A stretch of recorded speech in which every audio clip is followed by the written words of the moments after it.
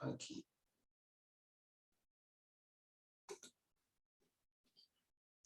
Vamos lá. Bom, pessoal, é importante a gente trabalhar a questão, né, da prática da interpretação do sonho, lembrando sempre que quem interpreta é o próprio sonhante, uma vez que aquelas imagens têm um significado. Desculpa aí o som no fundo aqui, mas o meu vizinho está trabalhando aqui, está reformando a casa dele. As imagens que o inconsciente manifesta, elas têm um significado para quem sonha. Então, o interpretador externo, o que ele pode é apresentar caminhos, opções para o sonhante reflexionar. Mas é o sonhante quem interpreta. É o sonhante quem... A mensagem é para quem sonha. Por isso, o inconsciente, ele quer se comunicar com quem sonha. O sonho é uma das raras manifestações do inconsciente querendo dialogar com o consciente. O consciente, ele é reprimido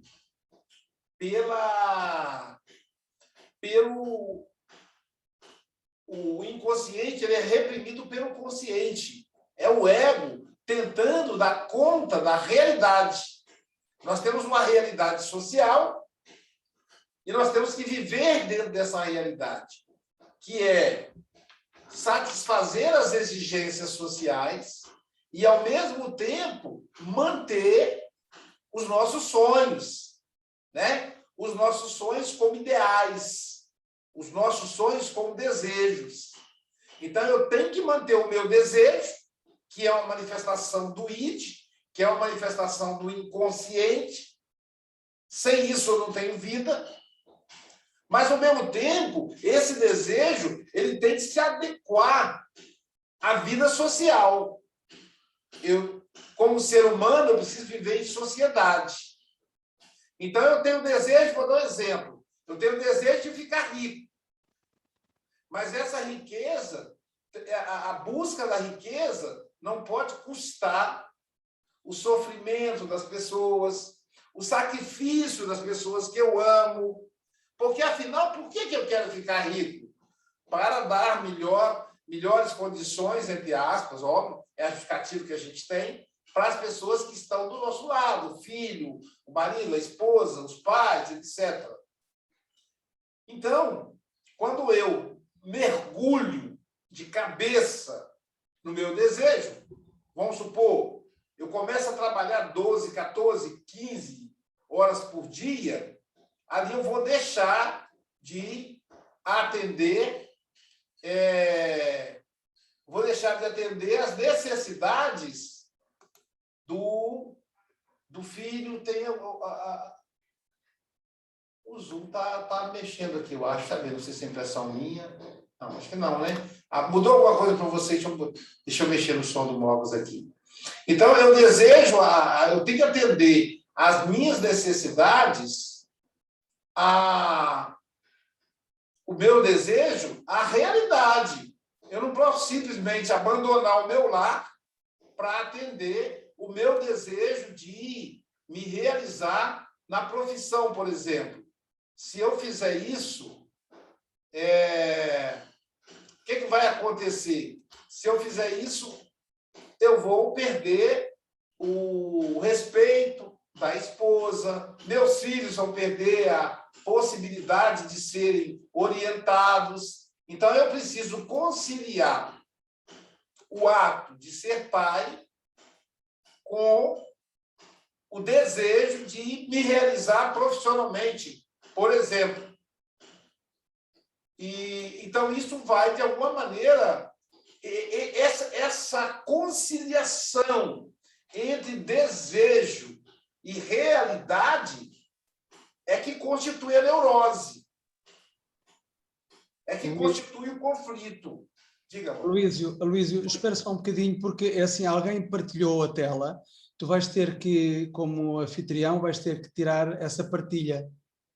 Então, pois é, eu não consigo tirar. Deixa eu acho que eu vou sair, eu vou te dar o anfitrião tá se salvando lá no... Agora já está, já tirou, alguém tirou aí. Pronto. Então, já tirou, não precisou, então eu agir. Eu vou deixar seu microfone aberto, que qualquer coisa, como eu não consigo me ver, qualquer coisa você me dá um toque. Então, o meu desafio, o desafio de cada ser humano na Terra é conciliar os desejos dele com a vida social. Por exemplo, o meu desejo é me espiritualizar o máximo possível nessa encarnação. Então, eu entendo que eu vou mergulhar nos estudos e tal, e aí, se eu interpretar que evoluir é estudar, eu posso, por exemplo, deixar de trabalhar, e aí vai faltar conforto para a família. Eu posso deixar de dar atenção à família.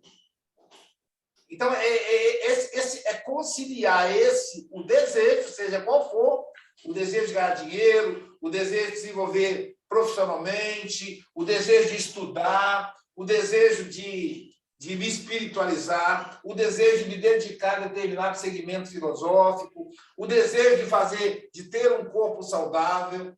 Eu tenho que conciliar isso. Essa conciliação é o maior desafio do ser humano. E os conflitos dessa conciliação é que se chama neurose. Então, o conflito entre os meus desejos e a minha realidade. E aí vai desenvolver todo o processo neurótico. Muito bem. O meu desejo é uma manifestação do inconsciente. A realidade, a cobrança da realidade, é uma manifestação do superego. Como o ego tem um pé na realidade e um pé nos desejos, cabe a ele regular quando é que ele dá vazão aos desejos, quando é que ele vive o desprazer da realidade. Então, ele tem que, se ele viver só a realidade, parar de desejar, a realidade para ele se torna insuportável. E aí vem, por exemplo, o suicídio, a busca do suicídio. Mas se ele, por exemplo, também se dedicar só ao desejo, aí vem a loucura, vem a esquizofrenia. O que é o esquizofrênico? É uma pessoa extremamente feliz. Ele faz tudo que vem na cabeça dele. Ele vive o mundo dele. Ele tem vontade de tirar a roupa, ele tira. Ele tem vontade de xingar, ele xinga. Ele tem vontade de dormir, ele dorme. Ele não tem que dar satisfação a ninguém, porque não existe ninguém no mundo dele.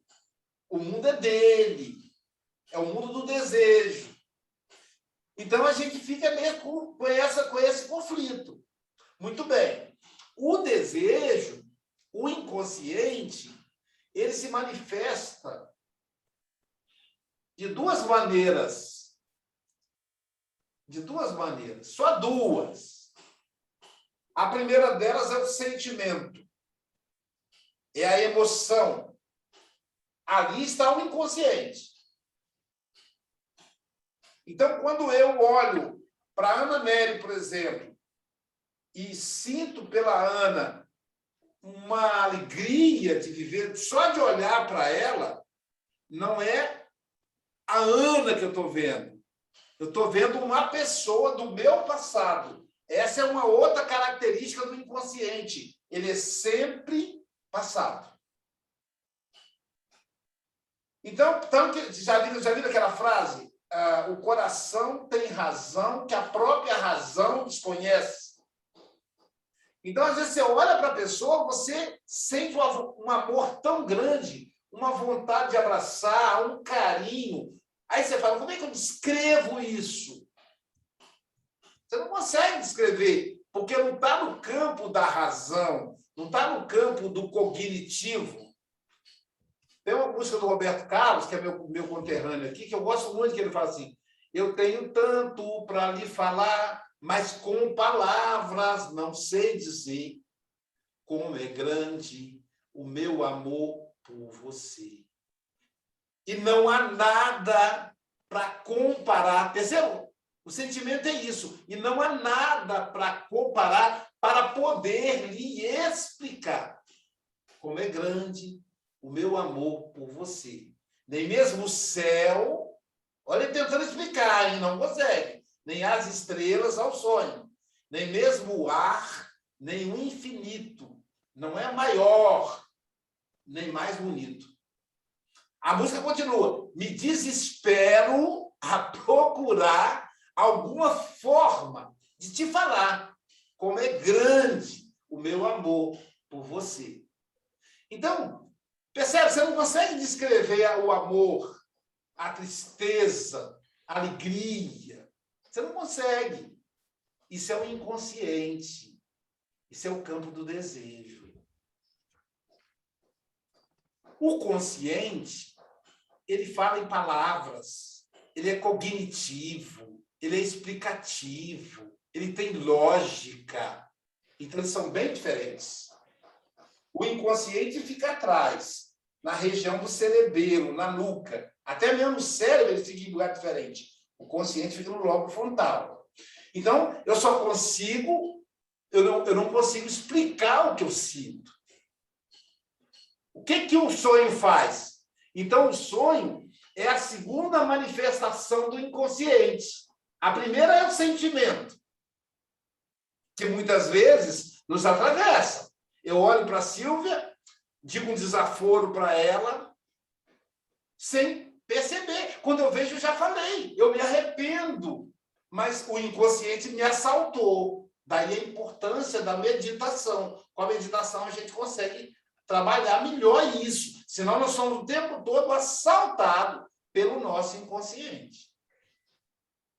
Porque o inconsciente ele não obedece à razão. Obedece se estivermos atentos. Aí eu vou lembrar de uma outra música. Eu estou inspirado na música, né? A música Epitáfio do Titãs, que diz assim, né? O acaso vai me proteger enquanto eu andar distraído. Então, se eu estiver distraído, o inconsciente, pim, fala. Então, eu vou brigar, sem querer, vou dizer uma palavra de agressividade. Às vezes, eu estou chateado com a Angélica. A Angélica falou um desaforo para mim, eu guardei, não respondi. 10 minutos depois, eu encontro a Sílvia. Aí, eu descarrego na Sílvia tudo que eu sinto pela Angélica. Chama-se deslocamento isso. Então, são coisas que o consciente não consegue controlar. Então, o inconsciente ele vem através do sentimento. Já o inconsciente, já o consciente vem através da razão. Então, o que é o sonho? O sonho é o inconsciente se manifestando, só que ao invés de sentimento, ele se manifesta em imagens. Para que a nossa razão possa interpretar, captar e entender. Então, o sonho passa a ser um grande mecanismo de autoconhecimento. O melhor, talvez o maior. Por isso que o povo, os sábios, sempre levaram muito a sério a questão dos sonhos. Você vai ver nos livros sagrados, por exemplo, no Talmud ou no Velho Testamento, Salomão ali, vigiando os sonhos dele. O pai de João, acho que era Zacarias, né?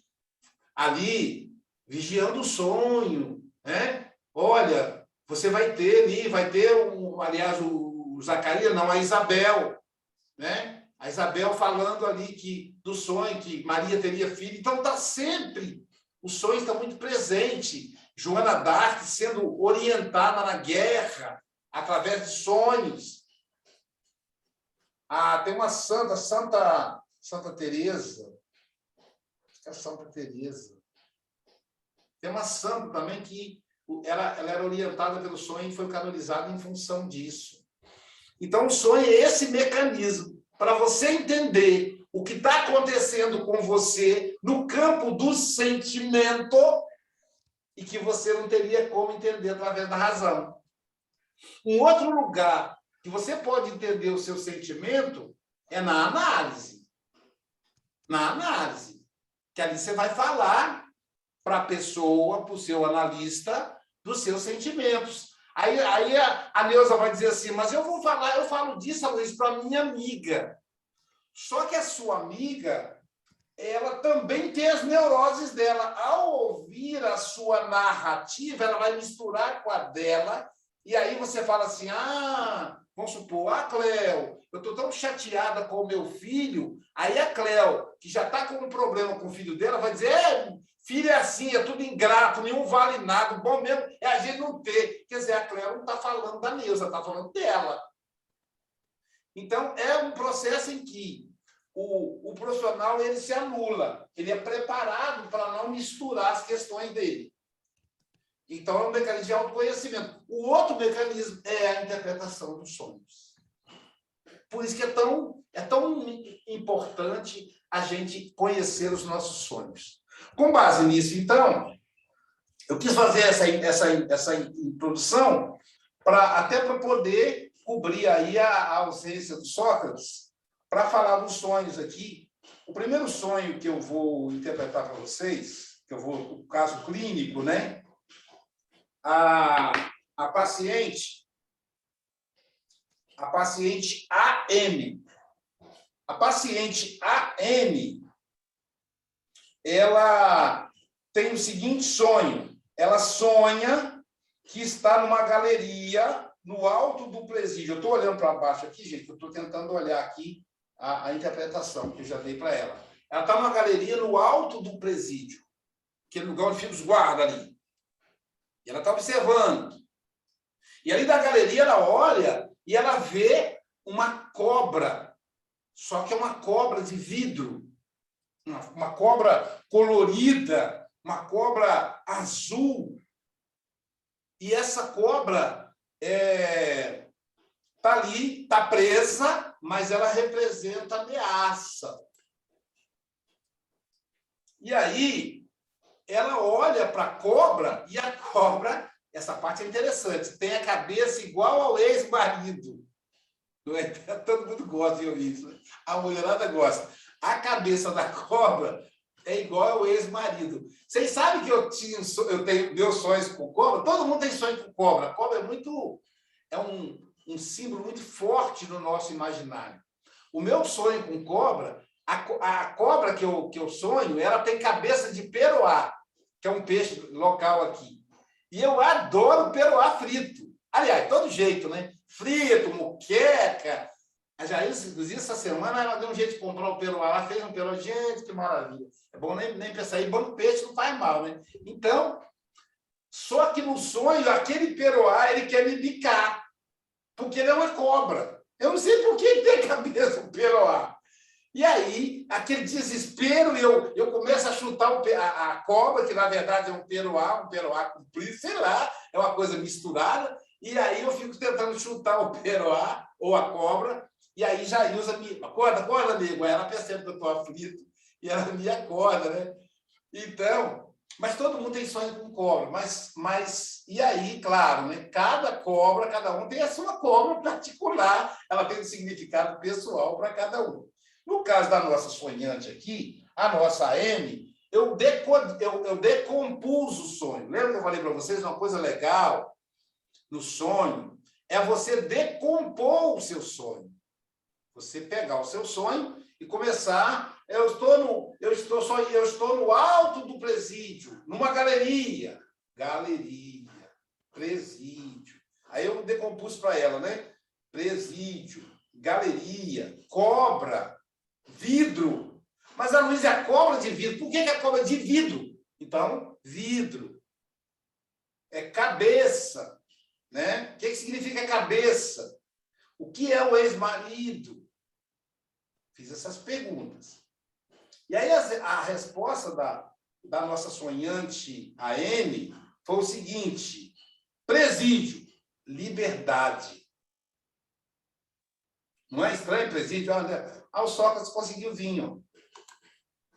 Presídio, liberdade. Galeria, altura.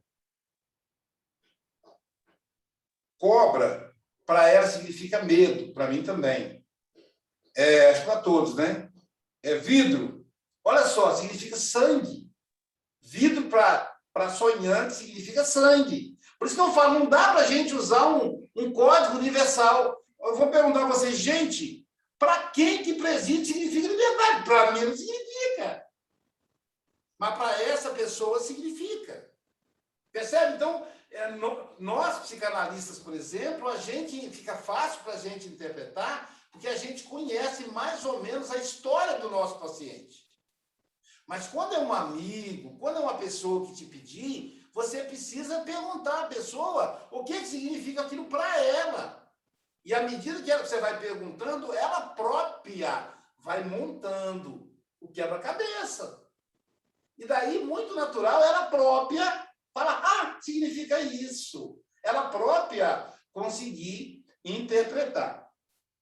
E aí, o homem, o que vem à cabeça dela? O pai dela. Veja que o pai não está no sonho, quem está é o ex-marido. Percebe o jogo do inconsciente? Porque ali é tudo simbólico. O inconsciente está jogando imagens para que a interpretação daquela imagem consiga colocar para o ego a lógica do seu desejo. Muito bem. Ex-marido significa o pai. Mais clichê que isso, impossível, né? O pai. Inclusive, nesse caso, o ex-marido tem o mesmo nome do pai. Então, de verdade, casou com o pai. Eu tenho o meu cunhado, ele se chama Aloísio, com Z-O. A minha irmã fica pensando, será que você é meu complexo de Édipo? Porque, olha só, eu procurei a pessoa com o mesmo nome, e isso causa confusão, porque, inclusive, ele tem a mesma idade que eu, ele também é negro. Então, na faculdade, eu faço mestrado, ela faz doutorado. Aí eu fui no hotel pela primeira vez, eu quis ficar no mesmo hotel que ela fica. Os dias de aula eram diferentes, os meus e os dela. Mas eu quis ficar no mesmo hotel, porque ela elogiava sempre o hotel e tal. Aí eu cheguei e falei, pois eu sou Aloísio. Eu sei, você é o marido da Rose. Não, eu sou irmão. Ela havia me dito que o marido dela chamava Aloísio, acho que ela confundiu. Eu falei, não confundiu, não. Ele tem o mesmo nome que eu. Então, ele tem o mesmo nome, a mesma idade. Eu nasci em janeiro, ele nasceu em junho. Tem 57 anos do mesmo jeito. Então, tem muito ponto comum. Eu gosto muito dele, né? Eu tenho 2 cunhados que eu amo, meus cunhados, minhas irmãs, realmente só tenho 2, mas todas as 2 casaram muito bem. Acho que o pai deve ser muito realizado no casamento delas. E aí, então, a minha irmã fica perguntando, como não? Porque eu não sei se vocês sabem, Silvia, por exemplo, é de uma família longa, uma família grande. A família Freitas é grandona, maior que a minha. Mas nas famílias grandes, a minha família é de 7 filhos. Na família grande, os mais velhos cuidam dos mais novos. Então, é natural que os filhos mais caçulas se identifiquem com o irmão. Eu tenho uma paciente, por exemplo, que o complexo de Édipo dela é o irmão. Ela chegou no consultório com depressão por causa da morte do irmão. O pai está vivo ainda. O irmão que morreu. E ela tem um vínculo com o irmão que é uma coisa extraordinária. Quer dizer, o complexo de Édipo ela fez com ele, ela não fez com o pai. O pai dela, no caso, é o irmão. O marido dela se parece com o irmão, o jeito dele, etc, etc. Muito bem. Aí, qual a interpretação que eu dei para ela, né? Já que o presídio aí representa, na verdade, para ela é liberdade, porque aí eu pergunto, o presídio é liberdade para quem? Não é para quem é preso. É liberdade para quem ficou de fora. Tipo, graças a Deus, estou livre, ele foi preso. Isso quer dizer que ela passou por um processo de crescimento, de libertação. Pode ser que, na fase da loba, ela tenha cuidado mais dela mesma, perdido aquele superego que acompanha a mulher por tanto tempo. Pode ser isso. Isso levou à altura. Quer dizer, cresceu, ela cresceu, né? Com a libertação daquilo que aprisionava ela, ela cresceu. Mas tem medo. Então, a cobra está ali, ela tem medo. E aquela cobra é o medo do sangue, da morte. Da morte de quem? Pode não ser dela, né? Depois você dobra o cabo da Boa Esperança, que é o meu caso, você começa a contar a idade contrária, né? Quanto tempo mais eu vou viver? Eu tenho 57, aí eu olho para o Sócrates com 28. Aí eu penso assim, 57. Se eu conseguir viver 80, eu vou conseguir ver o Sócrates com 50. A Ana Rosa terminando a faculdade. Então, a gente começa a fazer essas contas. Não é mais um ano de vida, né, como diz o pessoal. É menos um ano de vida, cada aniversário. Né? E aí, quem sabe eu consigo viver 90. Aí, eu tenho, se eu conseguir viver 90, eu ainda tenho 33 anos pela frente. Mas o que é 33 quando comparado a 57? É metade, né, gente? Então é pouco. Então, se eu conseguir viver 100, maravilha. Aí eu tenho 43 anos pela frente. Então começa. Então a morte fica rondando. Né? Eu já não quero mais andar de patinete, porque se eu cair, pode me complicar a vida. Então, você já começa essa questão. Talvez aí esteja aí. E essa liberdade, ela se libertou de quem? Do pai. Quando ela ganhou autonomia na vida adulta, ela se libertou do pai, que é o marido. Que até então, ela era obediente ao marido. Ela fazia as coisas, atendia os desejos do marido. E agora não. Como diz o Jair, quer comer? Está lá na geladeira. Você pode tirar, esquentar, sua mão não vai cair se você fizer isso. Ah, mas não tem comida. Você mesmo para preparar um arrozinho lá, não é difícil. Inclusive, a internet ensina tudo. Então, essa libertação do marido, que, na verdade, também é uma libertação do pai. Porque a mulher, ela é submissa ao marido, que ela pensa que o marido é o pai dela. O dia que ela descobrir que não é, ela, se liberta. Vai olhar para ele de igual para igual, não mais numa situação reduzida. Esse só é o interessante. O segundo caso clínico que eu quero apresentar... Bom, aí, essa é a versão que eu apresento como opção para sonhante. Aí ela vai dizer, bom, Aloysio, nesse aspecto tem isso, meu pai tal... Ela vai apresentar, e aí com a minha sugestão, não é a interpretação, ela vai, então, adequar a interpretação dela. O que vai valer é o que ela definir, e não o que eu estou sugerindo. Porque, por exemplo, no caso dessa sonhante, eu nem sei como é que é o relacionamento dela com o pai, com o marido, porque ela não é minha paciente. Se é minha paciente, eu digo, vamos conversar sobre seu pai agora. Vamos conversar sobre seu casamento, né? A segunda paciente é a paciente RM. Ela sonha que está numa casa de campo, num lugar bonito, com a família, e, de repente, ela olha e tem que lavar roupa, e percebe uma pessoa lavando roupa. E essa pessoa tem duas máquinas de lavar, um tanquinho e uma máquina horizontal. Quer dizer, o tanquinho é para fazer aquela parte mais grossa, grosseira da roupa, né?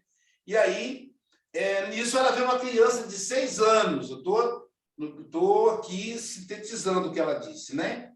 Essa é uma menina de 6 anos. E do lado, e aí ela vê um cobertor pesado, molhado, e ela tentando torcer o cobertor para tirar a água do cobertor que estava molhado.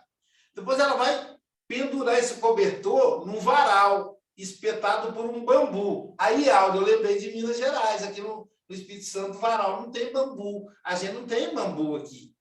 Então, nosso varal aqui é aquele peso da parede. Então, me lembrei de Minas Gerais aqui, o bambu. Ela me levou a Minas Gerais aí com o sonho dela. E aí ela encontra um filho. O filho que é tão educado, no sonho o filho é um mal educado, uma coisa que o filho não é. Então, não é o filho dela, né? O filho, aquele filho que é educado, no sonho, fala, tá maluca? Ele não teria essa liberdade com ela. Mas no sonho, ele teve. E aí, ela encontra um homem educado, diferente do filho dela, esse homem educado, que é o ex-marido da prima. Da prima. Aí tem um jogo aí, meio estranho, tudo bem.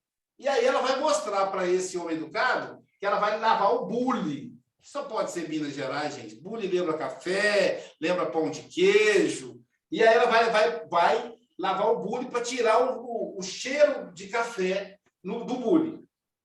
De repente, já está no outro lugar. Nesse lugar, ela já é julgada e tal, que ela vai ser queimada e tal. E é colocado ela e mais duas pessoas dentro de um carro e botam fogo no carro. E naquele desespero, ela já está num outro lugar. Está dirigindo um Fusca. E esse Fusca, ela tenta acelerar, mas o acelerador do Fusca não obedece ela. E aí... Ela vai usar a alavanca da seta, mas a seta não funciona, está cheio de gente, e o pessoal não sai da frente, e, de repente, ela já está com a prima dela. Olha aquela prima lá de trás, volta a prima. E aí, ela, desconfiada dessa prima, tem que entrar num prédio, e esse prédio não tem elevador. Que doideira, isso parece uma coisa, né? Eu estou falando tudo que ela me passou para depois eu discutir com vocês. Esse elevador, como não tem elevador, ela tem que subir de escadas. E aí, quando ela acaba de subir todos os degraus, que ela chega no alto, está o ex-marido dela lá de short, camiseta, na boa vida, e ela fala, puxa vida, você nem para me ajudar, eu estou aqui da luta, sozinha. Aí eu disse a ela, eu não vou decodificar seu sonho. Eu vou arriscar. Igual aquele jogo do milhão, se dá um palpite, vou dar logo um palpite. Por que eu fiz isso? Porque o sonho dela, a Freud chama de dramatização. Nós já estudamos isso aqui. O que é dramatização? O consciente, aqui não é mais o sonho latente, é o sonho manifesto. O sonho latente é quando você acorda, não dá tempo do consciente elaborar. O sonho manifesto é o sonho que o consciente elabora. Então, dramatizar, ele pega vários sonhos, junta num só e tenta fazer uma história horizontalizada com início, meio e fim. Só que, ao fazer isso, o consciente ele comete falha, porque o sonho não é dele, é do inconsciente. Então, ele comete falha. E aí eu me lembro... Os mais jovens aqui, só que não é dessa época, né? Só que é muito velho, ele e mais alguns aí. Os mais jovens, que são da minha idade, vai lembrar do cinema antigamente, que quebrava a fita e ficava no escuro. E todo mundo ficava apitando fio, e gritava no cinema. E aí, o pobre coitado do rapaz que tinha que passar a fita, tinha que correr depressa, ele colava a fita, que era fita. Ele colava a fita com durex, uma coisa bem rudimentar. E aí, o que ele fazia? Ele cortava o pedaço da fita que estava embolada. Aí, o filme, o camarada pegava a mocinha e ia beijar. Aí, quando voltava, já estava ele dirigindo. Cadê o beijo? Aí, o povo reclamava, né? Então, esse é um corte mal feito.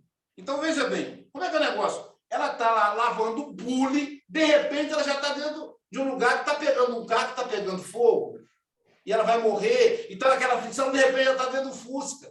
Tudo sonho diferente. Tem 1, 2, 3, 4 sonhos. Não é um, são 4. E aí eu começo a identificar, o macete é o seguinte, você identificar os elementos que se parecem no sonho. Primeiro sonho, tem uma figura masculina, que tem duplo sentimento. Ora é educado, que é o filho Luan, ora é ora é mal educado, que é o filho do Luan, que é uma pessoa educada, portanto, a contradição.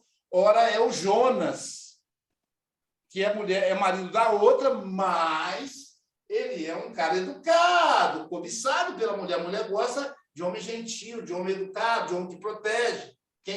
Que homem que protege? Que homem que é gentil? É o pai. Que homem que castiga, que é agressivo? É o pai. No segundo sonho, ela está sendo julgada. Por quem? Pelo pai. No terceiro sonho, ela quer dirigir, ou seja, ela quer se libertar do pai, mas não consegue. No quarto sonho, aquela prima dela que está tentando tomar, volta. Aqui no quarto sonho, com a aparência de uma outra mulher, mas ali a contradição. E aí, no quinto sonho, tem um elevador e quem está lá em cima? O marido. Quem é o marido? O pai. E aí eu falei, pois é algum problema aí com o seu marido e o seu pai. Quer dizer, com o seu pai. Porque você viveu na infância. Numa infância bem recuada. Aí ela vai dizer, Luiz, meu pai morreu, tinha 3 anos. Então ela tem a imagem do pai, a imagem edipiana. Ela ama o pai, ela venera esse pai, mas ao mesmo tempo ela odeia o pai, porque o pai é mal criado com ela como filho. O filho é o Édipo, invertido, como o Luan. Ela quer dirigir a vida dela. Ela precisa dirigir a vida dela, mas ela se sente julgada. Por quê? Qual é a referência feminina que ela tem? A mãe dela, que é a prima, que ela odeia, que ela quer tomar, que ela gosta do homem dela, que é o pai. Ao mesmo tempo que ela tem bronca com essa prima, ela admira a prima, que é a mãe. Então, essa mãe que tem que se virar sozinha. Quem dirige o Fusca é a mãe. Então, ela quer dirigir a vida como a mãe.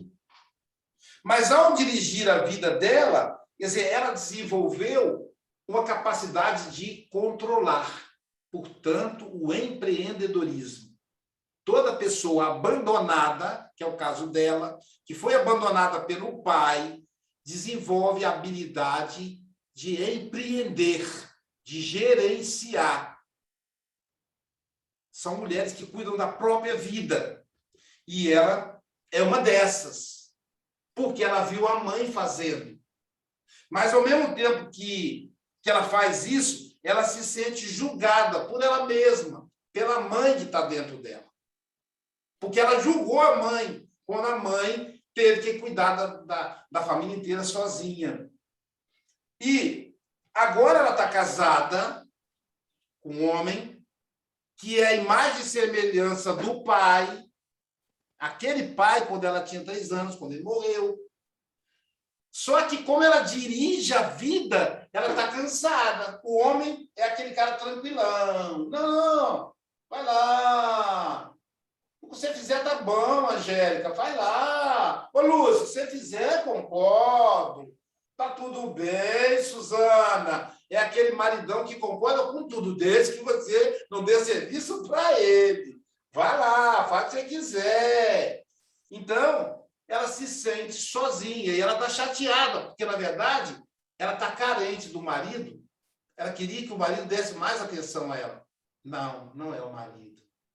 Ela está carente do pai. O marido nunca vai dar a atenção que ela quer. O marido nunca vai preencher esse espaço paterno. Ela está carente do pai. A partir do momento que ela perceber isso, ela vai parar de exigir do marido. Porque o marido é um cara legal, deixa ela realizar os sonhos dela, já que ela é empreendedora. O que é melhor para uma mulher, se não um marido que não perturba ela, que não amarra o pé dela? Tem marido que é chato, né? Sócrates, com você. Aí você liberei seu som aí, me ajuda a me colocar de volta na imagem aqui, que eu me apaguei aqui, eu não consigo achar de volta. Quando eu clico mais, aparece só a opção Edit Profile, Picture e Rename. Aí eu não sei como é que eu volto. Ué, mas você já está como host. Tá, mas, bom, eu estou como host, o negócio é que eu não consigo, eu queria me ver, é só isso, eu não consigo. Tem PIN não? Pois é, não tem a opção PIN, da outra vez tinha. Vai na sua própria imagem do coisa, a sua própria imagem na tela. Pois é, o negócio que não tem, a minha imagem não está na tela, eu só estou gravando porque o Chico Bogas falou, Luiz, pode gravar que tá tranquilo, vai gravar a sua imagem. Coloca a opção para galeria. Galeria. Mas se eu botar para galeria, eu sou anfitrião. Eu tenho que passar um anfitrião para você, não? Não, precisa não. Galeria. O duro é que não tem essa opção. Deixa eu clicar aqui na minha fotinha aqui, com outro dedo. Não tem a opção. Na opção mais, se eu clicar Edit, isso, vai aparecer um quadradinho pedindo para guardar a imagem. Enfim, eu fiz o canto superior direito não tens View Gallery. Não. O canto superior direito, o speaker... Não tem. Igual eu estou fazendo aqui na imagem do Sócrates, eu não consigo fazer na minha, porque eu apaguei. Aí, para eu te dar destaque, Sócrates, eu tenho que colocar View, tem que colocar o quê? O que eu coloco aqui para poder te dar destaque? Esse agora foi. É PIN? PIN, isso, PIN. Eu vou colocar PIN para você. Pronto. Agora você pode falar. Eu vou me procurar aqui para ver se eu voltei a aparecer. Não voltei, não. Em cima, se não está aparecendo. Ué, que loucura. Mas é porque eu negócio do inglês, eu tenho que tirar esse inglês daqui. Vou pedir para tirar. Mas eu vou me mutar para você dar a sua aula aí. Gente, boa noite. Desculpa a demora, inclusive. Hoje foi um dia corrido, né? A minha mais velha acabou passando mal, acordou já não muito bem. Agora está aqui aprontando as dela, mas já está melhor, graças a Deus. Só que isso acabou que eu me atrasei, enfim.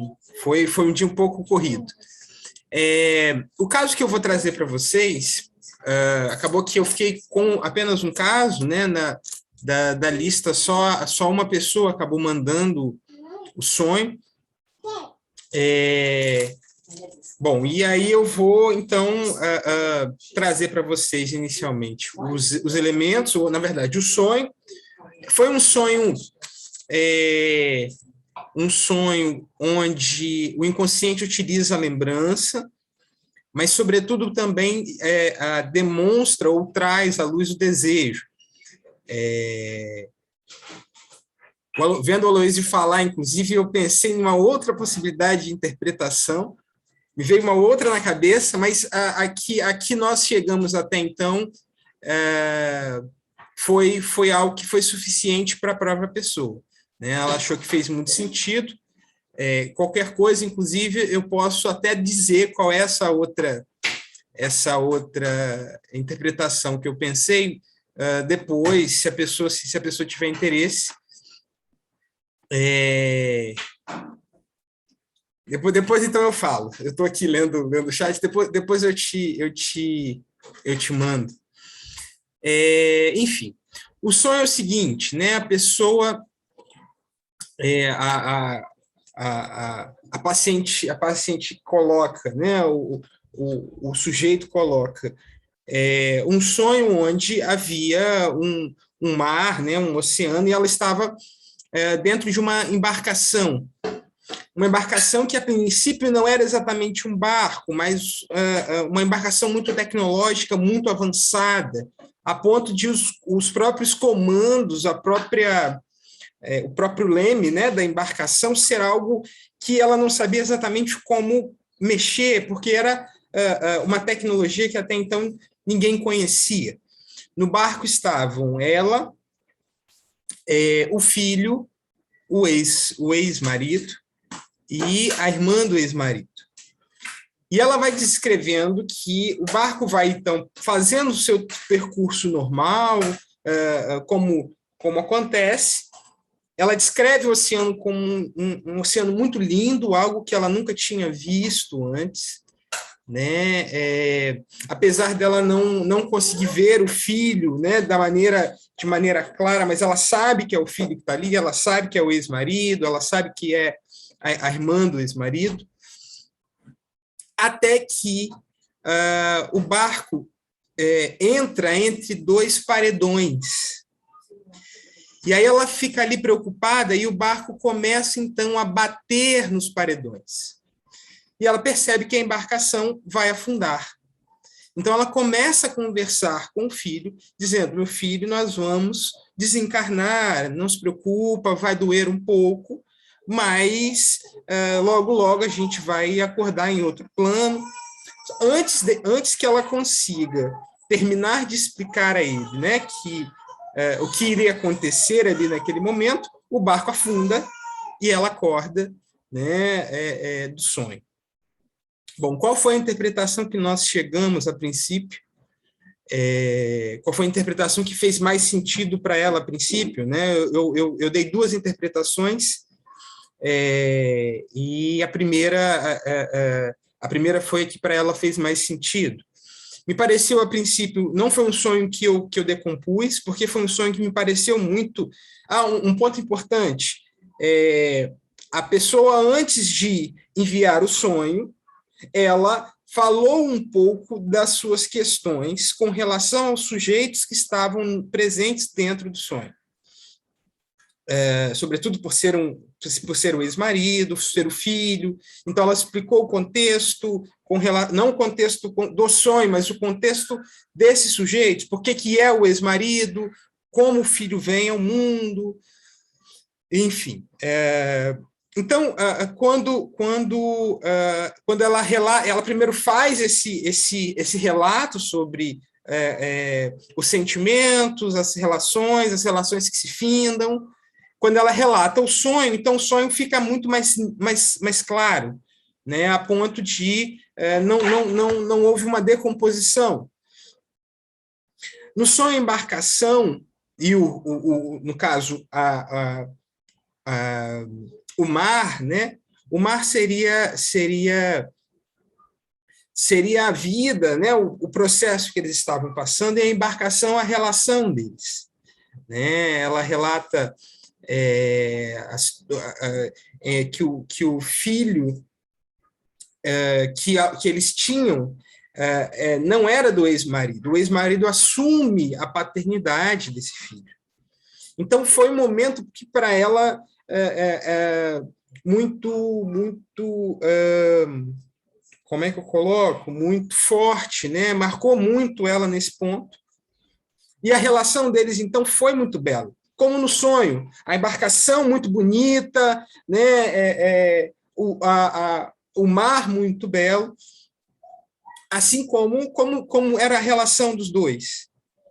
Até o momento em que se chega ao... Como é que é o nome que se dá quando... Ao estreitamento, né? Onde ficam, então, dois paredões. Dentro de uma embarcação que ela não sabia muito bem como conduzir.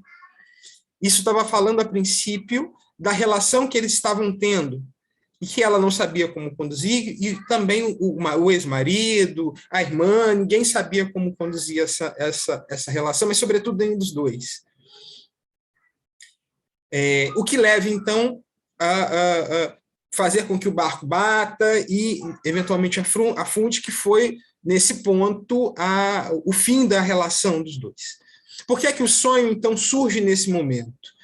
Um possível desejo de reatar, de voltar atrás com esse ex-marido.